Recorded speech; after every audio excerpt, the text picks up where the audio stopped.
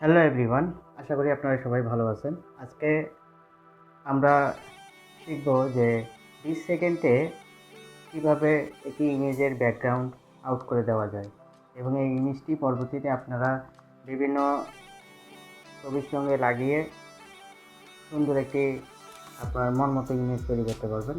কথা না বাড়িয়ে শুরু করা যাক। আজকে ব্যাকগ্রাউন্ড কীভাবে রিমুভ করা যায়। প্রথমে আমি একটা অ্যাপ্লিকেশনে ঢুকবো। অ্যাপ্লিকেশনে ঢুকলে এরকম একটি ইন্টারফেস দেখা যাবে।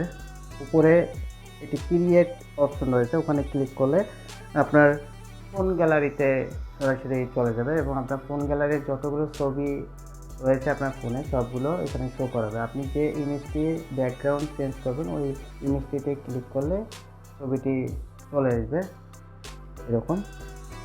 কিছুক্ষণ সময় 5 সেকেন্ড বা এরও কম সময় লাগবে। তারপর দেখবেন যে আপনার যে ইমেজটি নিয়েছেন ওই ইমেজের ব্যাকগ্রাউন্ডটি রিমুভ হয়ে গেছে। এখন উপরে ডান পাশে একটি টিক চিহ্ন রয়েছে, ওই টিক চিহ্নে ক্লিক করলে সেভ লেখা আসবে। সেভ লেখাতে ক্লিক করলে আপনার সেই কাঙ্ক্ষিত ব্যাকগ্রাউন্ড ছাড়া ইমেজটি আপনার ফোন গ্যালারিতে স্টোরেজ হয়ে যাবে।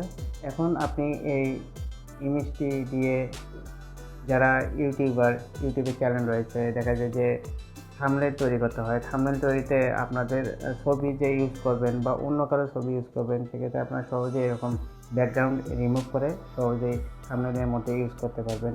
অথবা দেখা গেল যে আপনি একটা পিছনে ব্যাকগ্রাউন্ডটা বেশি আপনার ভালো লাগতেছে না, আপনি ছবি উঠিয়েছেন কিন্তু আপনার ছবিটা অনেক সুন্দর হয়েছে, আপনি ছবির ব্যাকগ্রাউন্ডটি রিমুভ করে আপনি সুন্দর একটা পিছনে ব্যাকগ্রাউন্ড লাগিয়ে ইমেজটি এডিট করতে পারবেন অন্য একটা সফটওয়্যারের মাধ্যমে।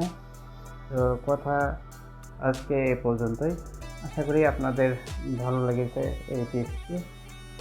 এখন কথা হলো আমি কোন সফটওয়্যার দিয়ে এই কাজটি করলাম। আপনার স্ক্রিনে দেখতে পাচ্ছেন যে ব্যাকগ্রাউন্ড ইরেজার একটা লোগো রয়েছে। আপনারা প্লে স্টোরে গিয়ে ব্যাকগ্রাউন্ড ইরেজার লিখে সার্চ দেবেন, এরকম একটা লোগো দেখবেন। এই অ্যাপ্লিকেশনটি আপনাদের মোবাইলে ইনস্টল করে আপনি কাজটি সহজেই করতে পারবেন।